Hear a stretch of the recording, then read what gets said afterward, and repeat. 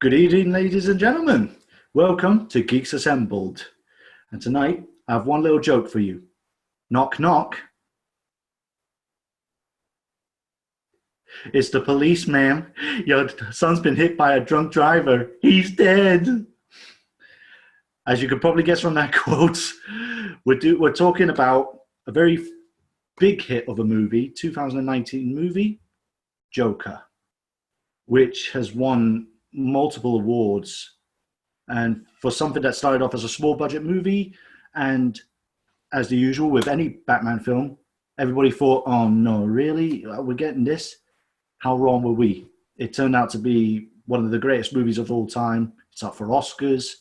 And if this doesn't get an Oscar, there is no justice.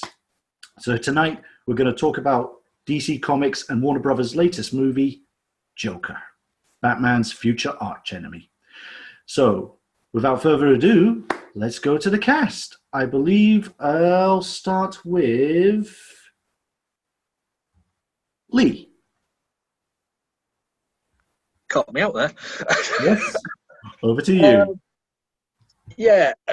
I didn't know what to make of this when I first heard they were going to do this. And then Joaquin Phoenix was put into the mix to play the Joker. It's a different take. If people are going to sit down and expect a Batman movie, they're wrong. This is the journey of a normal guy, his journey into madness. I mean, he wasn't sane to begin with at the beginning of the movie, but by the end of the movie, he's totally insane. It's dark, it's gritty. It's not comic book, colourful comic books as people expect. It goes places where you don't really want it to go, but it goes there.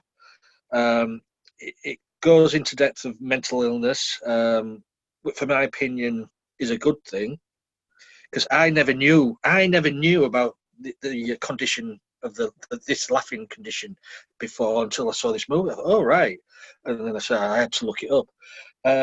So it's sort of based in reality in that way. It's also based in the way society treats people like that, and where society treats any sort of person these days. And it's just the way it shows you where that society breaks people. And for me, it's a damn good story, and it's a very well performed role by Joaquin, or as his close friends call him, Leith. Leith, that's his real name, Leith Phoenix. His name's Leith. Yeah, I enjoyed it. Yeah, well, his brother's name was River, and so yeah, but his stage name is Joaquin. It's true. Like, look it up. But it's a very distinctive look for this Joker. I mean, he doesn't become the Joker until, say, the last half hour of the movie properly. Hopefully, if they do a sequel, we may get the proper Joker look with the makeup and the purple. But I can't complain about the red. The red and the yellow waistcoat was just wonderful. The costuming was brilliant. For me, though, story-wise, yeah, I love the story. But for me, it's the performance in this. And for me, Joaquin just blows it out the water. And, I mean, he's a brilliant actor anyway. Any movie he has done, he's put his 100% into every role he's played. But this one, well, if he doesn't get the Oscar, there'll be no justice, I'll tell you now. So that's my opening thoughts on this anyway. Back to you, Ethan. Yeah, no, I totally agree. I will give my thoughts, but I'll let you guys go first. But no, what you said there, it is the performance. I mean, it's just such an incredible movie. But again, like I said, I'll say all that. Let's go to Alid. Well, I didn't like the film. I thought Great on the start, mate. I thought, well, I'm here to give my honest opinion, and I didn't like it. I thought it was drab. I thought there were elements that dragged as well. Um, I thought it was so gloomy and dull and depressing. But what I did like about the film, which I didn't, in a way, I didn't like the film itself, but I liked what the film was trying to say, because it's very much based around reality, and it's very much grounded. It's a very grounded Joker, how he's becoming the Joker, because at the beginning of the film he's not yet the Joker, but he's got all these mental health problems and nobody's helping him. Services are being cut back, stuff like that. There's no help for him, and he gets told by his carer, or whoever she was again, that they don't care about him, that society doesn't care about him, and people were mocking him. People were beating him as well, on trains and in the street. Everywhere he went, people were laughing at him.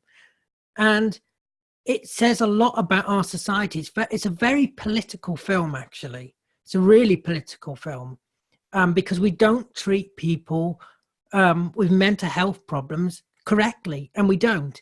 And that's the element of the film that I enjoyed. So, yeah, didn't like the film, but I enjoyed what it was trying to say. The last 15 minutes, I have to say, I did enjoy more, because colour started coming into the film. It did start to liven up. I felt it was the first, I would say, hour and 40 minutes were quite lifeless. And I get that. That's what it was meant to be, depressing. It was meant to be, and you're not meant to enjoy the beginning, really. You're not meant to enjoy it, because it is depressing and it is dark and it is gloomy, because you're meant to feel how the Joker feels, and you're meant to relate to his world. And that's why in the end it brightens up, because he brightens up, because he becomes, he embraces his, in a way, his bad side, really. He embraces it and it makes him happy. And that's why the film brightens up towards the end.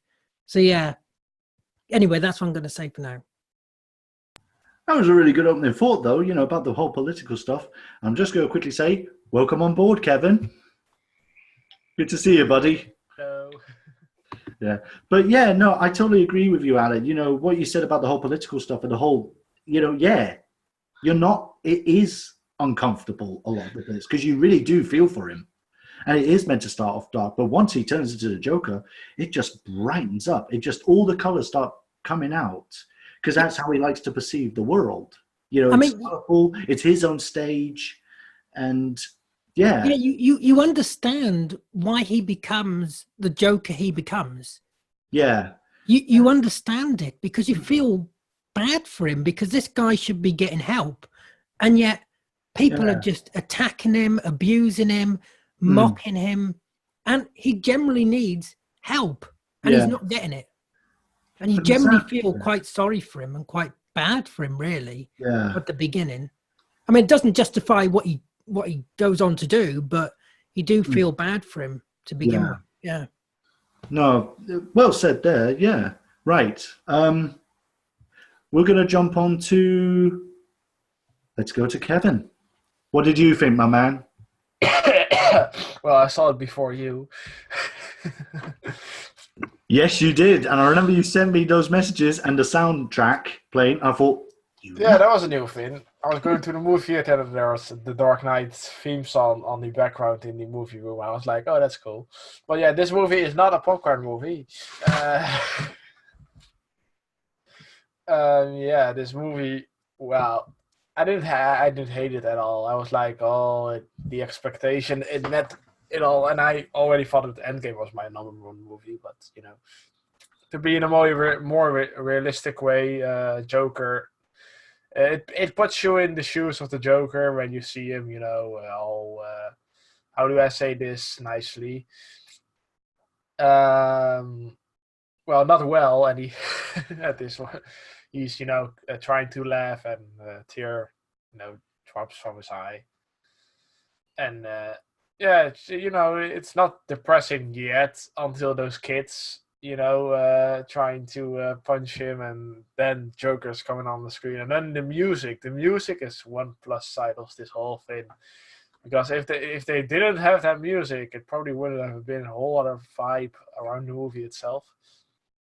But even Joker, it didn't feel like a comic book movie at all. It felt like you knew it was the Joker, but yeah, and it was my first girlfriend's Batman arch enemy movie, so I was like, this is something else. So you're going with me, and some people were laughing about the Joker's laugh, and I was like, it's getting the creeps on my freaking neck. I'm like, and yeah, when every little detail in lightning and cinematography, photography is like splendid. If that doesn't get an Oscar, then the Oscars are probably the biggest bullshit thing that there is on this earth. But listen to Ricky Gervais, he said at the Golden Globes all kind of stuff that we don't going to call on here, but but for the rest of the movie, you feel bad for him, and then sometimes you feel, I would have done that the same way, and then you become in discomfort in your own chair, like, whoa, I'm still thinking the same as him. But when can we discuss spoilers? Or when the mother was like, Thomas Wayne, and then I was like, oh, are they really going to do the a twist on that Joker is the half brother of Joker? If that is true later in the same, if there is a sequel coming out, it doesn't really need one, then I would like to see that down the road. That means they cross each other's paths a lot. That makes it more sense than in the end. But who knows? The ending, I was really fangirling, like all the way. I'm like, I was, my girlfriend was like, what is happening with you? I'm like, Batman. And then the ending scene was like, I didn't see it coming. I was like, are they going to do that, or are they going to cut, away from the Joker standing on the car, and that's it? No, they put in a scene with Thomas and Martha Wayne. And at the end, probably the Joker kills the psychiatrist. Probably. But who knows? That's the biggest thing about this movie. You don't know what is real or what is not. Only two things. And that's really messing with your brain. But he didn't kill the girlfriend. But that scene when the girlfriend was fake, I was like, what? The whole room was like saying, what? What happened? But yeah, the ending... he finds out that probably Batman is Bruce Wayne, I think. So who knows if there is a sequel? But Robert De Niro as the talk show host is like, yeah, I'm a funny guy, and then he gets shot to the head. I didn't expect that. Let's be honest, he deserved it though, didn't he? Yeah, he's a dick. He was being a dick, wasn't he? He really was. He was like, I want to get my second Oscar, but he didn't get it yet. So that's further ado. I hope there is a sequel with Batman in it, but who knows? It doesn't really one, but we shall see. Thanks for that, Kevin. That was a good opening thoughts. Really liked that. And next one will be Susan and Alex. On you go, guys. Okay. Well, the Arthur Fleck, his mother, was played by Frances Conroy, who I saw in person in Livingston, Montana, filming the show Amazing Grace and Chuck. And that was pretty awesome because that was a decent movie. It was really good.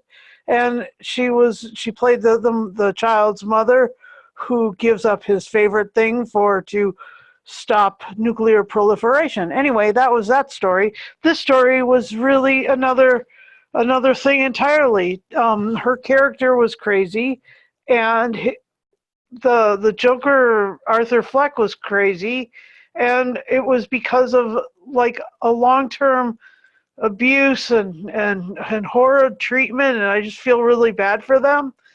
And I'm sure that there was it gave me some compassion for the character, which is really key. the relationships are important, but if you're not, deep, like at the beginning, I was just like sort of standoffish to him because, even though I really feel for people with mental illness, without the backstory, without any sort of experiential response to that, I was like, it was distance, it was emotional and mental cognitive dissonance from him. But as you found out what had gone through with like the whole thing with like Thomas Wayne, and with like the whole thing with like Arkham, and like the whole thing with her in Arkham, and the whole thing with like it was so intense. That state, you hear about these kids who are abused, and like just recently a kid here, they just discovered that a kid in a wheelchair here in this part of the country had been abused so bad that he died, and this family was under investigation, and they had done that to a lot of kids. So there are a lot of kids who are like really broken by that family stuff in this area. And I mean, so it's disability and abuse and these issues that all lead to Arthur becoming the Joker, and the Joker, is actually, turning his broken resolutions on as a mirror on society, saying, see, this is what you created in me. And so when he shoots, Robert De Niro, that was like brilliant to me. That was perfect, because I mean, that was so audacious, and which the Joker is nothing if not completely bonkers and audacious in all of this character's creative forms. All of them have been audacious, and so yeah, I really like this movie. I'll get into favorite moments in a little while, but here's Alex. Okay, I kind of agree with Alan. I don't like this movie, and I agree with other people that say in a way it's superficial. If you wanted to do quote unquote a reality TV treatment or a quote unquote realistic view of the Joker, that's okay, and it is a good performance, but it does sort of remind me of the last two people, including him, that have done the Joker. There's been too many reality TV crime drama documentaries to really enjoy this. And the other problem is, while he is suffering, and I do feel bad about that, technically he's an adult and he should be able to solve his problems, and stabbing people and suffocating people, all that other stuff. Hold on. Yeah. This guy has mental health issues. I Not understand everybody. that. I Not understand everybody can solve their mental health issues I on their understand own. Yeah, They I need understand that. help. They need help. Society has let him down Yeah, by not I giving get him help. I understand that. Come on. But come on, again, he is totally in a vacuum, and that's not good. No wonder he goes off the deep end. I think they should have directed it slightly different. I think they should have shown a little bit more contrast, and they didn't. Also, he does seem to sort of get away with 90% of what he wants to do. And I understand he's a villain, but the problem is, if this was at the beginning of like the 60s or the 70s or mid 70s, which this is basically a 70s treatment of this movie, because they've done almost all the other treatments except for, set in space or whatever. It is a good movie if you like dark, gritty, depressing, sepia-colored style. It is good. But otherwise, no. And I like the other versions of the Joker better, and they seem more able to deal with reality and more able to deal with other people. Whereas this guy, the minute that you make him mad or the minute you say no to him, he just seems to kind of, Well, you know. And But I I've got a understand that's question. childish, but I I've just got a don't like it too question. much. Go ahead. He's the Joker. I've got He's wait the there. Hold Joker. on. I've got a question. Is he Right. really the villain in this No. film? Yeah, So if he that's goes really around a killing villain, isn't he? people, yeah, if he goes around killing people that can't even defend themselves, yeah, he is. No, he's not. The society created him. Society has Thomas created. Wayne. We don't really have a villain. It's saying the whole society, Yeah, every one of us is in trouble. So there's he's no basically specific- he's in a way more of a victim, really. yeah. Yeah, Thomas Wayne was an asshole, so. It is From man his versus. Yep. Kevin's right there. It is like man versus nature type deal. No, nurture nature, that's fine. But here's the other problem. If everybody takes the Joker stand, nobody's going to be alive because everybody's going to kill each other. Well, that's Well, no, because not everybody has. You can hate society. That doesn't mean you hold on, got to kill people. hold on. Not everybody. Problems. Not everybody has mental health issues Right. like the Joker. I understand.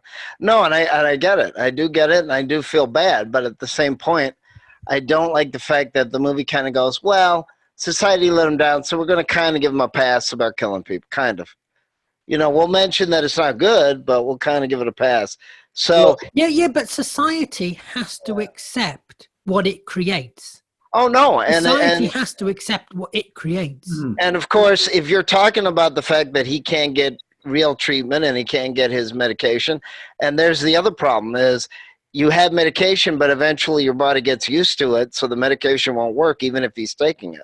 And you got to remember, they cut his help as well. All right, no, I know. tropic drugs. Okay, that's fine.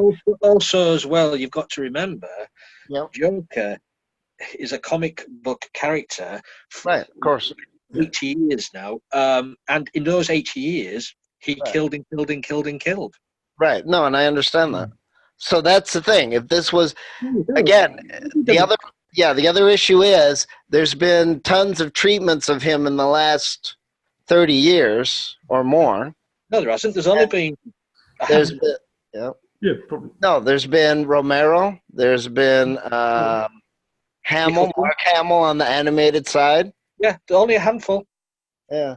There's been Ledger, there's been There's just about 5 people.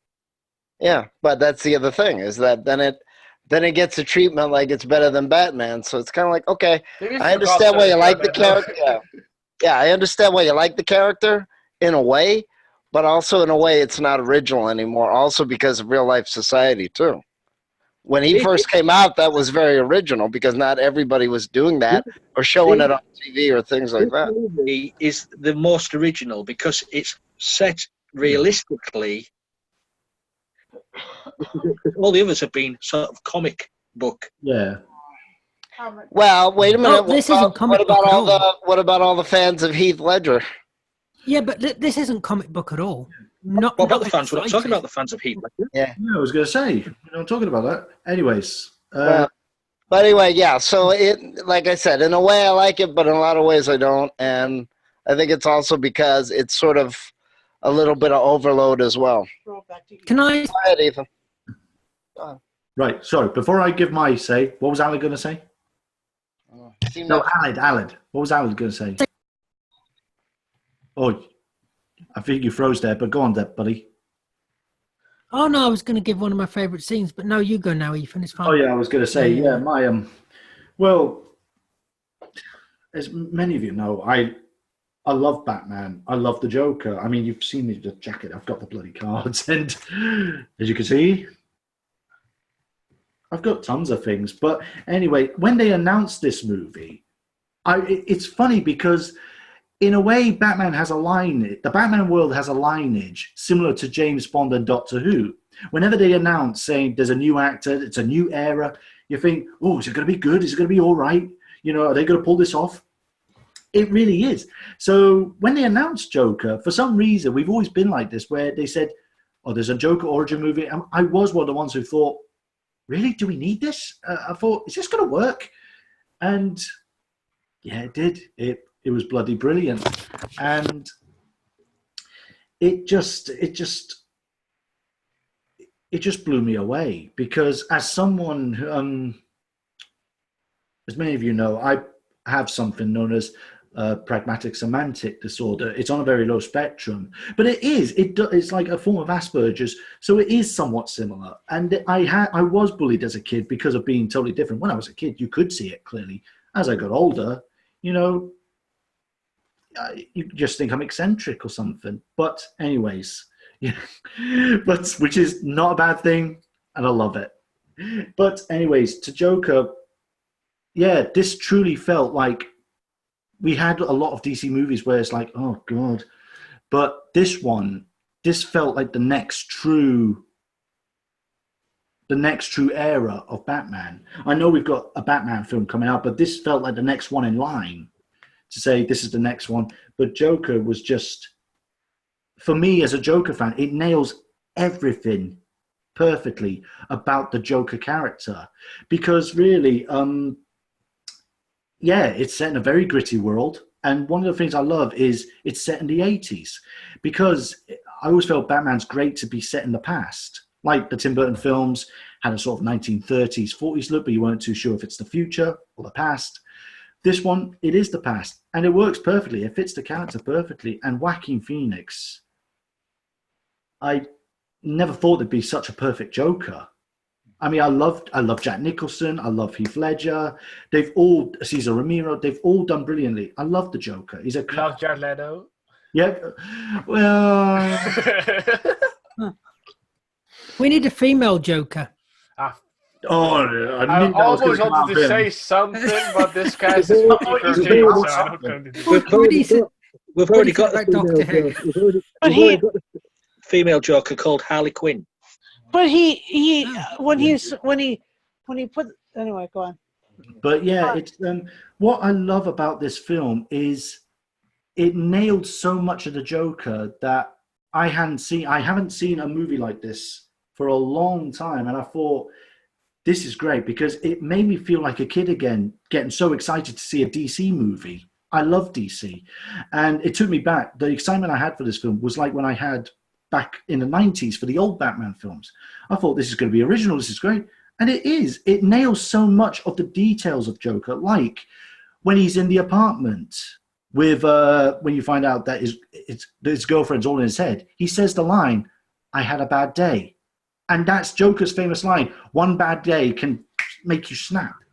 And it's great. And there's all the little details. To me, I'm probably sounding biased, but this is my favorite movie, and this is the best film I've ever seen, because if no one can relate to this film, then you've not been through what myself or many of others have been, a lot of crap, and you are tested to your limits. And there are people I've known who have had mental health problems. Where I work, I won't go into detail, but as you already know what I work as, but I'm looking after people who have dementia. There's people with dementia, and there's people out there with mental health problems who can't handle it. There's people older than Arthur Fleck. Arthur Fleck's meant to be about 30 in this, but there's people older than him who do struggle. We struggle every day, and it's basically the movie is putting a mirror in front of all of us going, "Look at this, that's all of you. Oh, the mirror's smashed. We're an ugly bunch, aren't we?" But it is just saying, like, the whole moral of the story is be careful who you talk to, because you don't know what they've gone through. You don't know people. And that is the thing. We don't know all the characters. It's all the little knickknacks. And the thing about Joker is, halfway through the film, I found it funny when people always said, "Oh, it's not Joker. It's not true to him." I always say to them, how much of it is true? What? How much of that movie is true? Oh, I don't know. And the thing is, Joker makes it up. So who's to say that's how he's been getting away with it? Because you do think, would they really let him in with a gun? Would they not check him at that time? But the thing is it all in his head? Is it one of his many stories? Is the whole film just set in the asylum, him talking to that psychiatrist, and making it up on the spot? You never really know. Or is it like him working out Bruce Wayne's Batman? "Oh, I made Batman. We're both born from insanity." And that's the thing. I felt it nailed the psychology of the villains. Looking back on The Dark Knight, Gotham looked quite clean compared to this. And yeah, you got great villains. I'm not taking away how great the Dark Knight films are, but this one, I think, nailed the madness of Gotham. Who's to say in the minds of the insane citizens, that's how Gotham looks. It's an old town. But it nails the psychology of their madness, you know, and what causes them. Joker, you never know. Did he start off as like you and me? But he gives such a good performance, and it just nails everything I love about the Joker, even by the end of it, which I'll get to favorite moments why. But yeah, it's a fantastic movie. It nails everything so much about society, what we've been through, what we've known our friends to go through, and, you know, a lot about the character. And I would love to see more of this world. You know, what would the other villains be like? What would Batman be like? But who knows? That's my opening thoughts. It's a brilliant film, and I would not. I'll watch it again and again. It is as you can hear, dear viewers, Ethan isn't a fan. Can I just say one of my favourite moments, though, is when he goes to the children's hospital and they're dancing and singing and the gun falls out. Yeah, see, and that's the thing about this movie. It does have some black comedy moments, which is exactly what the Joker has. Oh, when he killed the talk show host, I thought, yeah, he deserved it. Yeah, because he was being a bit of a dick to him when he really playing that Yeah. clip and mocking him, and yeah. You know, the guy that sold this, you know, the gun to him, and then, you know, he kills him, and then the little guy is like going to the door. Oh, the tiny, and he can't reach the door. He can't reach the door. Yeah. Sure, yeah. I was a little frightened But he about liked it when him. He gave him a kiss on the head. Yeah, I thought that was brilliant. But yeah, that was one of my. That was brilliant. So obviously, I've said my own thoughts. We're already straight on to favorite moments. Aled said his favorite moments. Is that all your favorite moments? I like pretty much all the ending as well. I pretty much like the ending because it started to liven up. I felt is a at the very end. good ending. It started to liven very up. well done. Yeah. Where at the beginning, for the first hour and 40 minutes, it was very drab and it was very dark and dull and very depressing. And then at the end, when he becomes the Joker, it starts to get more colourful and it starts to get more energy, I suppose. I suppose it lacked energy the first 40 minutes, but that was the whole idea. So you feel how the Joker feels in a way. It reflects the Joker's mood. Because when he becomes a Joker towards the end, it does become more colourful. It does become more lively, rather than being dark and gloomy and rather depressing to begin with. Mm-hmm. Yeah. Yeah. So that was intentional. You know, that was intentional. Yeah. For the film. Yeah. Oh. No, thanks for that, Aled. Next one. We'll jump on to. We'll go to Susan and Alex next. Okay. Yeah, my favorite moment was when he was bloody and he put the smile out and he smiled and it looked like, I mean, he really captured the whole comic book Joker then. It looked like, and it so reminded me of Jack Nicholson. It was like one of those brilliant, you know, this goes through all of the Jokers. And the other thing that I really loved was the end of the riot scene, because you know you see the riot scene in Tim Burton's film and you're like, oh, he's just throwing money and people are just going, ugh. But this is like people, you know, actually having like a Compton and Watts, you know, in the 70s, the race riots in Los Angeles were incredibly bonkers, and you know the East Coast didn't have as many race wars as they did on the West Coast. But and the other thing was it actually looked like a mirror image of New York City, because the Triborough Bridge, they were obviously on the Triborough Bridge, but it was going the opposite way. And when they showed a picture of the harbor and stuff, that was a mirror of the actual.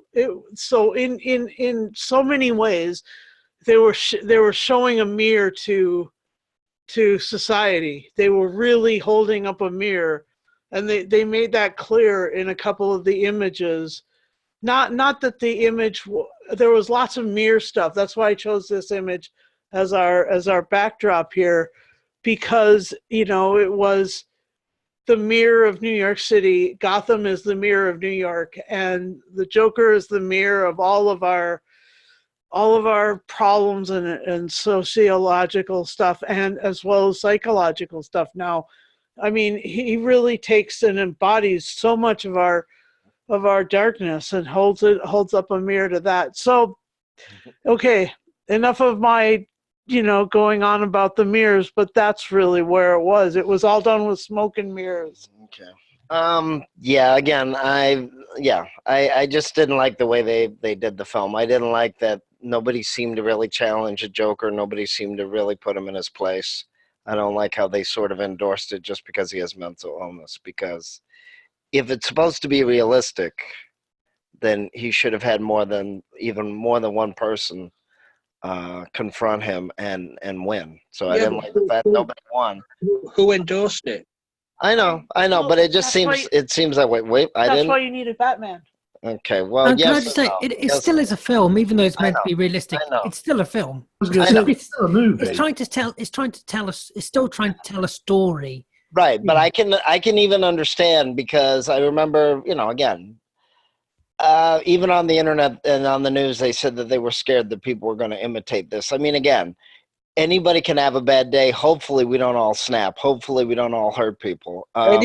Anybody could imitate any movie. Sure, absolutely. Anybody could jump off a roof, hold an umbrella, thinking that they're Mary Poppins. Sure, absolutely. The Penguin. Absolutely.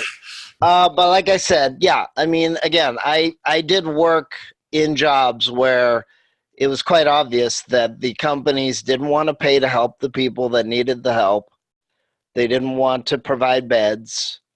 But that's also, so if you want to criticize society for not putting enough money to help people, then you're absolutely right. That is realistic. But hopefully they don't all go on, rampages. They don't go around killing people. So if the idea is that he is very sick and he's lashing out, that's fine. Then the movie does its job. If you're talking about the fact that, there's not enough people to challenge him, and it is sort of ironically funny that De Niro gets shot dead, considering all the mob movies he's been in. So that's kind of a sad, nasty funny. But the problem is, like I said, it's been done. This has sort of been done to death now. If this was the original, and Joker was the main. I wouldn't say this type of film has been done to death. Yeah, I wouldn't say that. I think so. But that's okay. I know. I'm here to be the negative one. I admit it. But yeah, it's been done to death. You have Taxi Driver, which this is clearly imitating, homage to, which is fine. I like Taxi Driver. Taxi Driver, 1976. Right. You talking to me? Yeah, I know. Taxi Driver, 2019. It's not been done, does it? What's that now, Lee? What'd you say? Taxi Driver, 1976. Right. Joker 2019. It hasn't been done to death, has it? Yeah. Look at the space. I haven't seen many films like it. Well, again, I'm also counting, reality TV and crime. Reality TV. Get out of here. That's all right. I know. I'm not gonna. Yeah, I'm the unpopular one right now. Sam. Add in the Great British Bake Off and. No, they're not killing everybody. They're killing eggs. They're not killing people. Okay. You can't include TV. I know. Yeah, but he's added reality TVs. I always like crime documentaries as well. I'm not going to wait for the Great British Bake Off. Someone comes in with a clown makeup. Let's include newspapers and books as well. But I did think he looked like. There's a bunch of true crime drama. Yeah, Dateline. But he did look a bit like Noel Fielding in the United States. Yeah, there's tons. He did look a bit like Noel Fielding, didn't he? There are black hair. There are 4 whole television networks. Yeah, and that's this is how you kill people. Yeah. This is what it is when you break your relationships. This is how the FBI works. This is how. Yeah. I mean, all this stuff. It's But these movies haven't been done to death. You're talking about reality TV shows. We're not talking about them. Yeah, We're talking about movies, try- Alex, that you I mean, go to the obviously- cinema Stay to and you the sit on the back row. Yeah, let's you know. try. Have you guys ever heard? Let's try and move on, guys. Have you guys ever heard of the movie In Cold Blood? Okay. Yeah, Well, right, let's just try and wrap it up, guys. I'm just saying. Right. Okay, next up, we'll go to. I've done Alan. I've done. We haven't been to Kevin or Lee. Right, let's go to Kevin. Your favorite moments, my friend. Who's that? Who's Kevin? Don't do it, Brian. Oh, really? Did I? Oh, really? I didn't notice that. Yeah, I haven't been on the cast that much lately, but yeah. Favorite moments when he's finding out that he's not the son of Thomas Wayne, or at least we think he is. The scene with when he's the funny part is they could have just ended it right there when he's sitting in the car and driving home to the asylum. They just could have it ended there, but they then to the truck. I was like, oh, this is the ending. And then the truck comes. That's what I thought it was going to end. Yeah, when he's just in the car and then the truck hits him. Yeah, the ambulance. I thought it was going to end there. Yeah. Then the whole score turns a darker turn. Like you hear the people trying to pull him out. But the score at that moment is like almost happy. At that moment, and when he pulls, he's cutting his wrist and then putting a smile on his face with his blood. I was like, and now the Joker is born, and he probably was born. But the funny thing is, he was trying to hold back his sanity in the first half of the movie, like. When he was dancing in the bathroom, he wasn't doing it. The Joker was taking over his body at that moment, and he knew it was bad. He knew it was not good that he was doing that. So yeah, later the movie, it gets a bad day, and then then he snaps totally. Eventually, he was trying to kill himself at the talk show. He was planning to do that, but then he was opening his book, and then he was like, "Yeah, Robert De Niro, bye." And yeah, well, I hope we get more movies like this, like villains.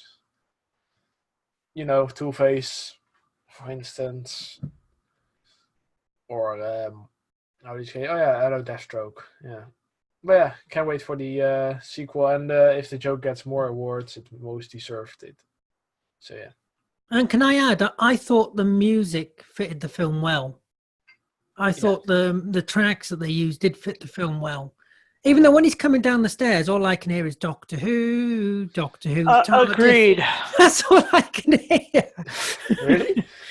Yeah. If you haven't seen that, that's from like 1999, isn't it? Yeah. They probably When's it from, Lee? 2099. When was that done?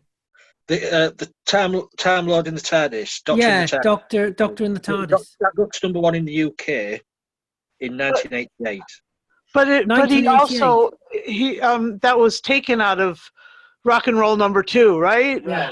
Yes. And that's all I can hear. I can hear Doctor Yeah, it was. Who, Yeah. Doctor Who TARDIS. The funny thing is, also with the stare, it's a symbol of his madness, because every stare he is taken down, you can see he's getting more delusional, more deranged, more falling into the dark. But the funny thing is, he skips those two stairs for the Robert De Niro probably, because then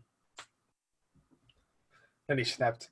Mm-hmm. Because he skipped the last two stairs because he was jumping off them, and then Joseph Gordon and the two detectives were like, "Hey, Arthur, I need to talk to you." Mm-hmm. But yeah, and the children's hospital scene was funny. Oh yeah, yeah. Or the also the scene with I forgot to punch out. He punches the clock. Yeah, that was good. Oh, is that it, Kevin? Anything else? Or I hope there is coming a sequel still. well said, buddy. Yeah, thanks for that. Right, next, over to my man Lee. I don't think there's much for Lee to say now, is there? We've took them all. Well, he's got a special animal on his lap. That's why I was determined to go first.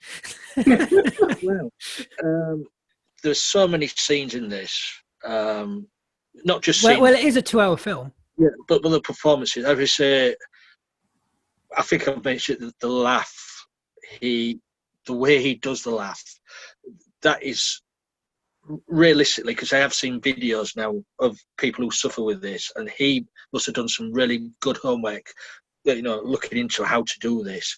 But as I say, the dancing scenes with him and his mother, Frances Conroy, to That's Life in the living room, and that's just so brilliant.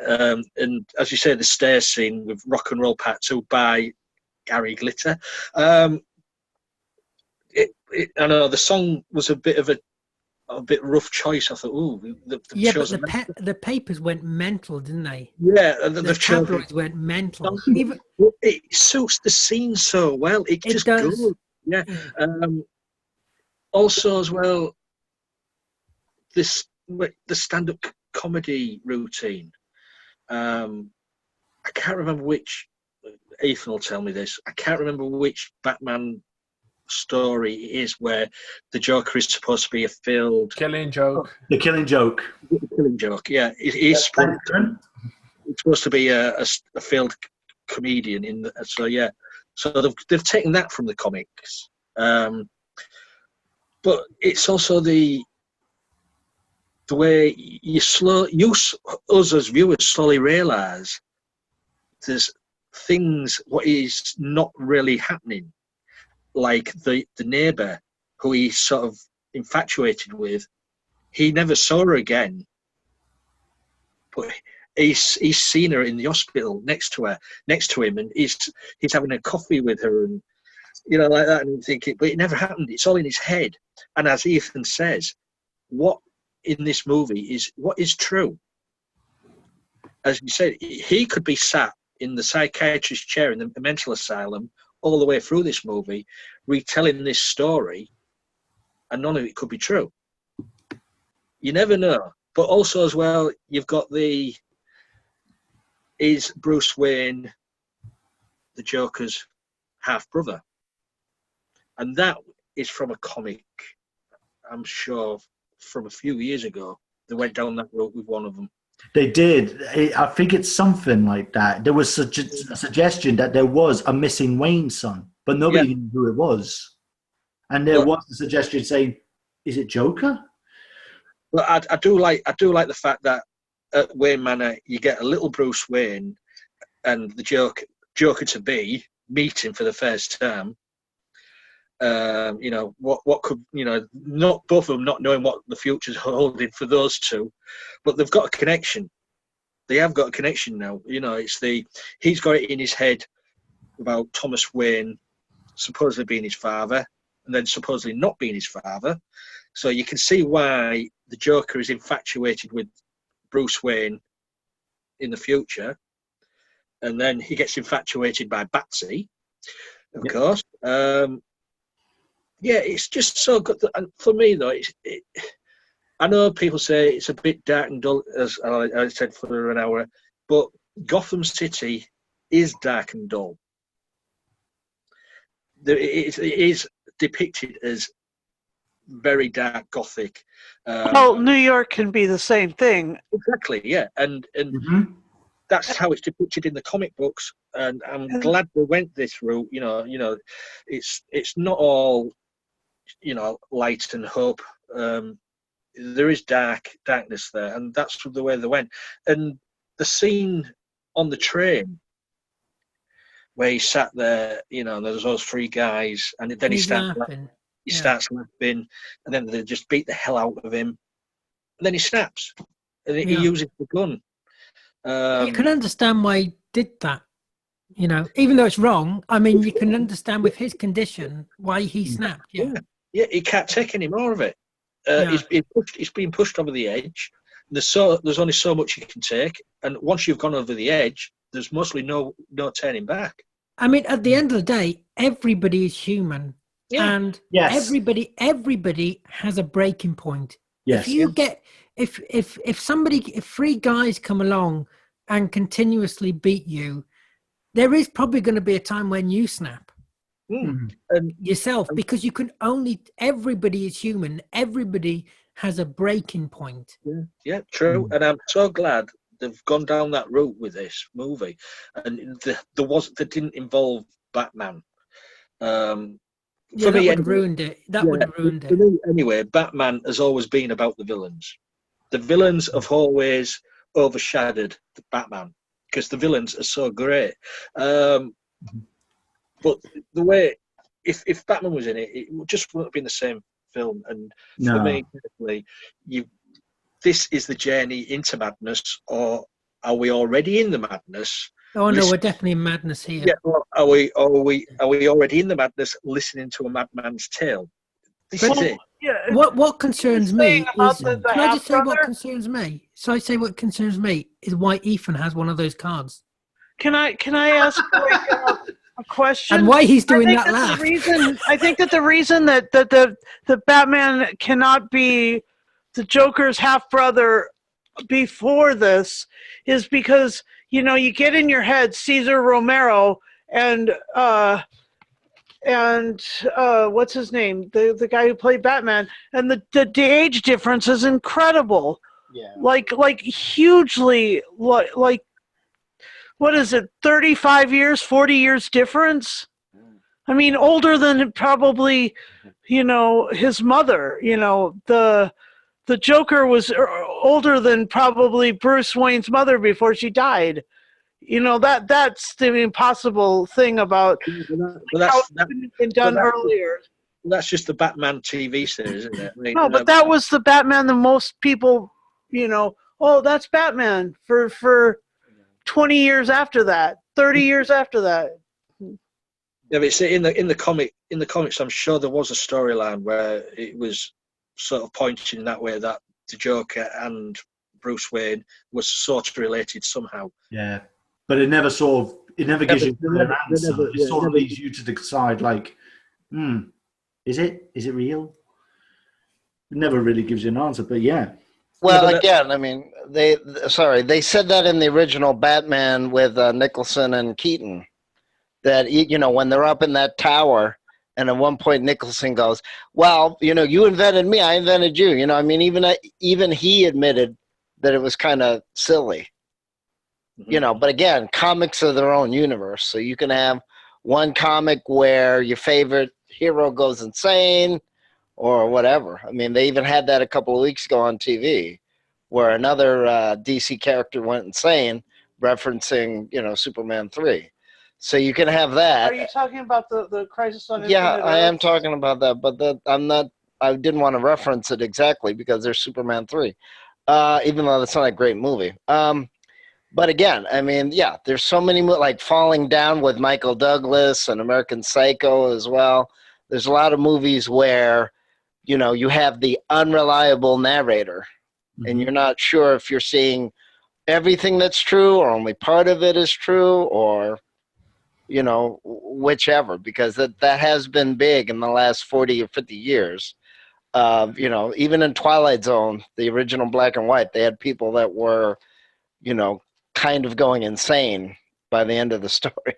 They had such a shock, and of course, that sadly does happen to people if you're, it's called PTSD. If you have a traumatic, experience, or you have a traumatic, family, and unfortunately some people cannot, handle that. But yeah, and I just wish they had done it slightly differently, but it probably wouldn't have made $1 billion. So this probably did speak, even though I don't necessarily like it. I like the style of it, and I like the fact that Robert De Niro's in it. But otherwise, unfortunately, sadly, I don't like it because to me it's just too. It's imitating so many other things that I've seen, and I know that's tough. Talking about style, there is so going back to the moments, the style, the way the Joker moves. And sort of dances real slowly. I think the way he goes into a public toilet and it's all like green light Yeah. He's sort of slowly moving and stretching, and that is so how I imagine the Joker to move, the way he twists his foot around, and Yeah. also singing along and listening to Frank Sinatra, "That's Life," which the Joker's done this comic books and also in the games as well. Yeah. Singing along to Frank Sinatra, so they've got that off to a T. They've brought that into this movie. Yeah. So they have done the homework for this. Yeah. Well, no, I agree. I was going to say my favorite moments, and you've just said one of them. Again, like you said, the whole dancing thing. Joker in the comics is skinny and twisted. You know, he's quite he's such a lanky guy. So the physicality for him, they nailed it. And I just thought, I was like praising that he sings Frank Sinatra. As you said, all the soundtrack in this movie is brilliant. You know, Frank Sinatra, which is Joker sings all the time. I thought you've finally got that. In the White Room at the end with the riot, the whole soundtrack. And we've already said this, Rock and Roll Part 2. You know, when I heard they were playing this, I thought, you're playing with fire now, guys. But it fits it. And a fun fact is, back in that time, 1981, it was played as a victory song for like American teams and stuff like that. They did play it in American games like football and stuff like that. And it was like a victory song. So in a way, Joker's playing it like a victory song, going down the stairs, saying, I'm nuts. I don't give a care. This is me. I've won. You know, I finally accepted who I am. And yeah. Yeah, I mean, that's the other thing is that it did remind me, yeah, the soundtrack's good. It did remind me of a Tarantino movie, is that the song does work for the mood and the environment of the film, even though it's not the same decade. Yeah. That's the thing. I mean, yeah. That's what I loved about it. What else did I like? There's so many bits. I even love the little knickknacks you get, like the little signs and symbolisms. If you know Joker, like, for example, one bit, and I got this today. I can't believe I didn't realize this before, but there's a bit where he's talking to the cops and he goes into the hospital going like, yeah, whatever, walks into the door, which is actually very funny. That's the thing. They nailed the black comedy perfectly. But then I realized a quote Joker said, if you pay attention to the film, most of the time you do see him. The only thing he enters is his old home. Everywhere else is an exit. And he enters the hospital, the exit. The guy says, that's exit only. And there's a quote to Joker where he says, madness is my emergency exit.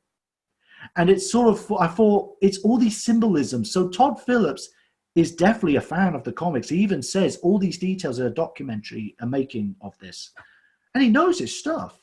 And the thing about Gotham was, he said, I want it to look gritty and grimy, 1981. And I remember, again, when he meets Bruce Wayne, I actually got chills at this. I genuinely got chills. As soon as he said, what's your name, kid?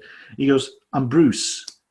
It is so chilling. And the music just, it sends chills down your spine because you're like, if they truly are brothers, you could have had so much more together. But now your life is just a journey to hell. You know, it's now hell on earth coming for you guys. You know, you see what they could have been. And again, with the brothers, the thing about this movie is it's on the borders of reality and, well, what is true and what is not true. Because, you know, you hear, oh, Thomas Wayne's your dad, Bruce Wayne's your brother. Oh, I'll go, oh, no, you were adopted. Oh, wait a minute, I thought this. And one of the things I love about the film is it does, you think, is it going to do this? But then the movie goes, no, we're actually going to twist it around. You thought it was going to be like this. But it's, again, he says, well, you know. And Thomas, it becomes sort of a villain in that respect. But the thing is, what you pay attention is it's all these bits you've got to pay attention to. Like when Joker's putting the makeup on, listening to That's Life in the apartment, he looks at a photo, which is his mother, a black and white photo. He turns it round, and I noticed this the second time I saw the movie. It says, I love your smile, signed TW. And the writing's different from his mother's. So that's when you go, is that really there? Was Thomas Wayne lying? Or is that Joker thinking, that's what I want to see? That's what I wish could happen. So you don't really know. And another bit, what I loved was that whole apartment scene. was utter perfect. When he opened the door to see his mate, and you see Joker like, and he had the white makeup, I genuinely thought, wow, he actually looks like the animated version, but, the face, Joaquin Phoenix genuinely looks like the Joker. And it was almost like a reference saying, this is how he looks in the comics, and they nailed that look perfectly. But then, of course, they give him the different makeup, the red suit. And yeah, he genuinely, without the red lipstick, he actually looks just like him. And then, of course, you've got the great black humor where he kills the guy. Oh, guess what? I'm going to be on that talk show. Isn't it great? And the poor midget, I had the movie at the cinema, we thought, do we laugh at this or do we get disturbed? And he, jumps up to try and get the lock, and he's like, Arthur? Oh, that was funny when he couldn't get the door. And he goes, that was so funny. It was true to the Joker humor. I've never seen this done so perfectly. And he says, Arthur, yeah, can you get the door? I can't get it open. He goes, oh, he was shitting himself when he out the way as if it's nothing. And he's like, buddy, you were the only one who I cared about, and you were the only one who was good to me. He gives him a kiss, yeah. Gives him a kiss, and I thought that was Joker from the comics. He's just like, yeah. And he just walks over the boy, just like, yep, don't give a care. And the look of him was great. And I said to Lee, what I loved about the suit was he wore a yellow orangey waistcoat and a green shirt. If you gave him the purple suit and changed the makeup, Joaquin Phoenix would look like the Joker jumps right out of the comics. And the whole talk show, like when he changes his voice after he says, oh, I've killed those Wall Street guys. And then they say, you hear his voice change slightly and more flamboyantly and playful. And I thought, why is he changing his voice? And then you go, oh no, he's gone. And when he talks, it was a voice that I thought, what would Joker sound like in the comics? Like if you read the comics of the 80s before Jack Nicholson and you didn't want to think of Cesar Romero, if you're reading the comics, Batman, you go, what would Joker really sound like? To me, at that end, that's how I thought, that's the Joker's voice. I felt you would imagine from the comics like a playful, flamboyant, childlike voice, especially where he goes, they can kill a tune to save their lives. And he goes, oh, why does everybody get upset about these guys? That was very true. And the whole speech he did about, have you ever been outside Murray or Murray? Do you ever see what it's like out there? That whole speech could have been from the comics and the Killing Joke. It was just so well done. And yeah, that ending, was it all in his head? Or if you look, he's actually got a bit of grey. So is he in the future telling the story? And is he working out that Bruce Wayne's Batman? You never know, because that's what it is. It shows this flashback of Bruce Wayne. He says, I've just thought of a joke. So is the joke in working out going, I made Batman. One of my boys killed Batman's parents. But there's so many great films and great moments. And yeah, that's the point there. There was that image of Bruce Wayne over the bodies of his parents down the alley. He wasn't there when that happened. Yeah. So is he working? Yeah. The Joker wasn't there. It was that guy with the mask. Yeah, but isn't he? But for all we know, that guy who is the killer who murdered the parents, one of Joker's boys, probably would have come back to him at some point and said, oh, I've just shot the Waynes. And he's like, ha, ha, ha, brilliant. Many years down the line, he'll go, wait a minute. One of my boys killed the Waynes. And Batman's just put me in the asylum. And he goes, Batman's my brother. He's all grown up. I made him. And that's the thing. The rioters are basically the first generation of his goons. That's what they are, because when you think about it, they all looked quite thuggish by the end. Those rioters, like they've got the masks and the jackets going, come on, boss, get up, get up. And I thought, it's his gang. He's just created the rioters. He's just created this cult, but it's his gang. And I thought it was so clever how they did that. But that's all my favorite scenes. Otherwise I'll go say the whole film. But yeah. Yeah, the whole film, yeah. Well, I mean, again, would you like to say any more, Ethan? This is the other question with all the superheroes, is that if you think about it, well, yes and no. In the comics, in the comic book universe, A He's a lot of villain. them do have a tragic childhood or a traumatic experience, like Batman, that or Wayne, if you want to put the real name on it, supposedly, of they have a traumatic experience, and then they change. Mm. But that's the other issue that people have brought up with horror movies and with comic books and all that, is that did that create them? Did they make the right choice, et cetera, et cetera? I feel Like Spider-Man, with the fact that he is a little vengeful, even though they don't like to admit it, after Uncle Ben dies, that he goes after the criminals, and that's in the comics. And they even had a Even though he wasn't a witness to it. Yeah, they even had an alternative ending to this movie. What I read was that the Joker killed the parents of Bruce Wayne, but as well he killed a kid as well. So that was the ending of the movie. I heard about that. So that would have been definitively saying it's all in his head or something. Probably, yeah. Yeah. Also, it wouldn't make even a sequel.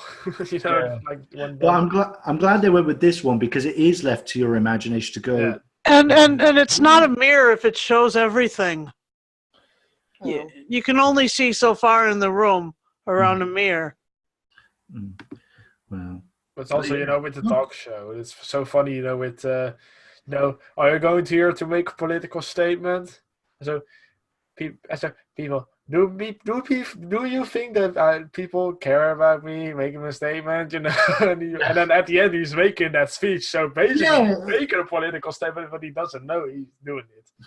yeah, and that kind of was like Joker. One minute he'll be on this side, and then he'll be like, "Oh no, I'm not this." Can you make up your mind? Yeah. He was, still trying to hold back, even if he had shot Murray. He shot him twice, but he wanted to do it the third time. Then he held himself back. Mm-hmm. So just those little things that. Yeah, it's those little details. I do like the two little details, like a nod to Heath Ledger in this. Yeah. The one where he's got him looking out the police car window, like Heath Ledger sort of did that with. Yeah. Also, when he grabs the camera after he shot Murray, Heath Ledger had to remember the camera in his face in The Dark Knight. Little because I think they were both friends. They were. I was going to say, actually, thanks for bringing it up. They were best friends in real life, so it makes sense that the true next Joker is Heath Ledger's best friend, Joaquin Phoenix, saying, "I've got this. Wait there, I'll do this for you, buddy." So I'll tell you one thing: Heath Ledger's going to be looking down right now and going, "Nice job, nice job." And also Heath Ledger won the Oscar, after his death, of course, for portrayal of the Joker. So fingers crossed, Joaquin. Fingers crossed, yeah. One of the things I forgot to mention, what I loved about the whole talk show is, as a comic book fan, Leo noticed, there's a comic called, this scene is right out of an episode of Batman the Animated Series called Almost Got Him, where Joker tells a story saying, I took over this talk show, and it shows you in black and white, and it was brilliant. But then in the comics, The Dark Knight Returns. Yeah, that one. I thought it would blow up the whole Dark audience. Knight Returns. It's basically redoing that scene in live action, because he comes in dancing, he snogs the woman, mwah, But I'll tell you one thing: when he came out dancing, I thought, that's the Joker. He's dancing, he's having fun, and people are thinking, oh, he seems harmless. He's a clown. He's okay. No. He comes out dancing. He's just. That was what I was thinking. When I saw the scene in the trailers were very different from the movie. But there was no action in it. But the funny thing was, I was like, oh, he's going to blow up the whole audience. I was thinking that at one point. And as Lee said, that whole camera bit, it's everything that the Joker would do in a comic. Like he shoots the guy and he just dances off, like skipping, like that, grabs the camera. Good night. One funny bit, one little detail. If you notice in some of the lightings of that bit, his jacket looks purple. Yeah? Yeah, if you look at the lighting on some of it, his red goes from red to purple. So I thought, have they done that intentionally, like a dark foreshadowing of what he's going to become? If you watch it, some of the lighting, it looks like a purple. His red jacket turned purple. So you think, oh, You're Also getting the Susan song, a little excited here. The song That's Life's got a whole other meaning after this yeah. That's life. But yes. Anyways, so we've all done favorite moments, and now I suppose as many episodes we've done, it's now the scoring. So we'll go backwards. So who's before me? It was Lee. No. Who's before you?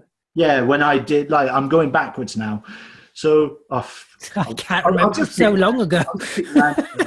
It was hours ago now. Yeah, I'll pick Lee. Your score. Oh, you did Lee first. It don't matter, does it? It's too late now. I'm Oh, it talking. was Alex and Susan you did last.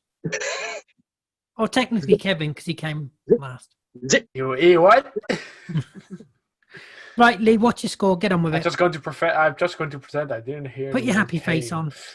Put a happy face on. Yeah, nobody's mentioned that in the cast. Nobody mentioned put a happy face on. There you are. You say, look, it's in Come the on, mirror. everybody, get your happy faces on. So I ain't got no lipstick or blood yet. I can't. I can get some for you. How he stretches his mouth to do that, I don't know. Anyway, it's an amazing performance. It's a powerhouse of a performance. It's a gritty, dark story, highlighting society today and mental issues, which I give a big thumbs up to. It should be brought forward, all this. To me, it's a 10. I just enjoyed it from beginning to end. Over to you, Ethan. Thanks very much. What, like giving my score? Oh, yeah. Well, You're hosting, remember? oh, yeah. You're That's, hosted, Ethan. oh, yeah, exactly. It's my first time. I'm only Oh, my first time. Hold on, everyone. Right. Kevin, your score. It's going to be 10 out of 10. I really enjoyed this movie. Saw it 2 times in the cinema. You know, me and my brother were decided again to watch it again. But then, you know, the cinemas were like, no, it's like we're going to broadcast it at 10 p.m. in the night. I was like, no, I've got to go to work tomorrow. So, you know. But yeah, I'm probably going to buy it on Blu-ray, or as Lee is saying, DVD. So yeah, I really enjoyed this movie. Score, finish to end, I really enjoy it. If there is a sequel coming, I will still watch it, but it's probably going to take a few years. Mm. And yeah, we shall see. Yeah. Thanks for that, buddy. Over to Susan and Alex. Your scores. Oh, really? Well, let's see. Because I enjoy the movie so much, and I'm going to say that this was really, really fun in a dark sort of way. It was like watching a mob movie. It was like watching a super intense crime story. And I enjoy those occasionally. It's true. And I do like those networks that Alex was mentioning on the telly. And I do actually really love Joaquin Phoenix. I really, you know, when I was a little girl, I had a crush on River. But I also, you know, whatever. It was all this stuff. And this one, I think I see that his coat can turn purple if you turn your head sideways and look at it like that, as well as Ethan's coat can turn purple. So yeah, I think Are you sure you've not got an eye condition? I think I'll Because, give it a 9 out of 10 because it was pretty darn sweet, and I will you know, probably watch it again, especially if they do another one. Then I'll want to watch this one again first. And Alex would love to watch it again. yeah, I Yeah, think he he would, probably but once in a while. Probably But have to seduce anyway, him to watch it. here's Alex, and the score. His score will be radically different from mine. Yeah, it does have a great cast. It does have a great cast. What are you doing? It does have a great cast. It does have interesting music. It is filmed in a 1970s gritty kind of way, I know, because I've seen it. Unfortunately, I can't give this a high score because I've also seen too many movies like it. It reminds me of too much crime drama stuff. And there should have been either more humor or at least an actual foil to him. All I can hope is that this was all him dreaming in the asylum, because it was also a little nasty as well. And if he did kill a kid, then that's even worse, because a kid can't defend itself usually. So yeah, I can't. I like the other versions of the Joker better, except for Heath Ledger. Jared Leto is more cartoonish than the other guys, unfortunately. I do love the Mark Hamill version. And the other thing, too, is in the cartoon, the Joker didn't always win, which is really actually realistic. Not just Batman and whether he helped create it or not. That's another interesting dilemma. So I'm going to have to give this a 7. I think I'm being generous. That's quite high. I was going to say that's good. Yeah, That's I quite know. high. I said because of the cast and because of the music and all that. knew I mean, I can see the style of it, and I do like that style, but I don't think that fits in with the character. And I'd rather watch Nicholson or Romero or the Mark Hamill version, where he didn't always win. As a matter of fact, they had 3 cartoons where he got beaten. One by Harley Quinn, one by Batman, and one by a citizen that he thought he was going to be able to manipulate, 300%. Joker's favor. Right, and the guy beat him. So, I mean, even an evil genius or even a good genius doesn't win all the time. And this movie, he's winning too much, and that's one of the reasons why I don't like it. And over to the Disney villain, Alid. Oh, thank you. Maleficent, or the Evil Queen, I hope. Well, it's One of those colorless. It's colorless. It's lifeless. It's depressing. It's very downbeat. It's very dark. It's very gloomy. It's getting a 2. Well, I knew it would be a No, type. the thing is, At least you watched it and joined us. the thing I'm is, happy you came on. yeah, but I've enjoyed talking about it, but I didn't enjoy watching the first hour and 40 minutes. But that's because I don't think you're meant to enjoy it. If you enjoy it, well, there's something wrong, because I don't think you're meant to enjoy. I don't think you're meant to enjoy it, because that's the idea. But you're meant to feel how he feels. You're meant to see the world how he sees the world. It's meant to be dark. It's meant to be gloomy. It's meant to be depressing, because that's who he is. yeah, And that's why I don't enjoy it. But that's intentional. So, but I don't enjoy it. It's colorless to begin with. It's completely colorless. It's void of any life, if you get what I mean, or any happiness. Nobody is enjoying themselves at the beginning. Everybody's miserable. It's a bit like this cast, I was really. going to say, well, that's Gotham. Last time I checked, I don't think princesses exist in Gotham. Yeah, but at least at the end of it, he's enjoying it. Or maybe in Gotham's local sex shop. Who knows? Maybe Elsa lives in Gotham. No, but wait there. At least at the end, he's enjoying himself. Even if he is killing people, he's still enjoying himself. Yeah, we all have to let go. Yeah. Let it go. Really? Don't hold it back anymore. Let it go. Let Quick, it go. quick. Grab hold of the really Quick. Or you could always go into the unknown. Right, Into so the unknown. Oh, really? I've seen. Susan, Right, I've seen Mike, those two. would you like to build a snowman? Very funny. Well, For the first okay. time in forever. Is he going to shut I up? could be your Anna to your Elsa, but Oh, that's yes. different movie. Right. Sorry for this trauma. Let's run up a mountain full of snow. Right. My scoring. Right, we got the Maleficent's scoring. Thank you, Maleficent, my dear. Oh, my dear. but, right, my score. Well, it's pretty much suspected. I'm giving it 10 out of 10 Joker cards.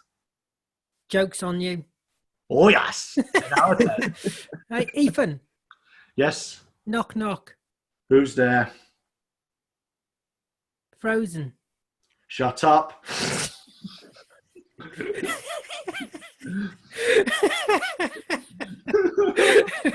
No, I do not want to build a snowman. We've passed December. Ugh. Anyway, so yes, a 10 out of 10. I think it's a brilliant film. And yes, it is depressing. It's meant to be depressing.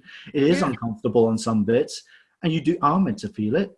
But it's a fantastic movie. And yeah, it's brilliant. So yeah, 10 out of 10 Joker cards. Or is it a 52 pickup? I'm not playing that because I'm not going around picking 52 cards up. Well, it might be fun. Come on. Right. Well, But the question is, did any of this cast really happen? Or was it just in our imagination? I think it's all in Ethan. Oops. Yeah, I think it's all in Ethan's mind. imagination. It's Yeah. all in Ethan's mind. He's actually in a mental asylum right now. yeah. Just imagining all this. I'm in Arkham Asylum now, thinking, is this real? Well, I suppose as Joker ended, to end the cast, there's a funny joke I was thinking of. Does anybody want to talk about it? You wouldn't get it. I don't get it. That's the point. So anyways, I'd like to thank Susan, Alex, Lee, Alid, and Kevin. Thank you all guys for being here for a great episode, actually. A very long one. Come back, Kevin. We did a real good job. And That sounded really creepy. all to the viewers out there, if we haven't disturbed the hell out of you and we haven't scared you straight to the hills, No, but Ethan, nobody's watching this late into the video. you're never It's been like 4 hours. But if you want to join us, we talk about anything: music, cartoons, comics, movies. If you'd like to join us, come and give us a call. We're on Facebook, we're on Twitter, we're on YouTube, as you can see. Come and subscribe to us. This button below us. Lee's on Grinder. Contact him on there. Hit the little button. Hit the button. Follow us on Twitter. Follow us on Facebook.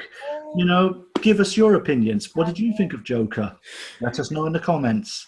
And for all those at home, have a great night.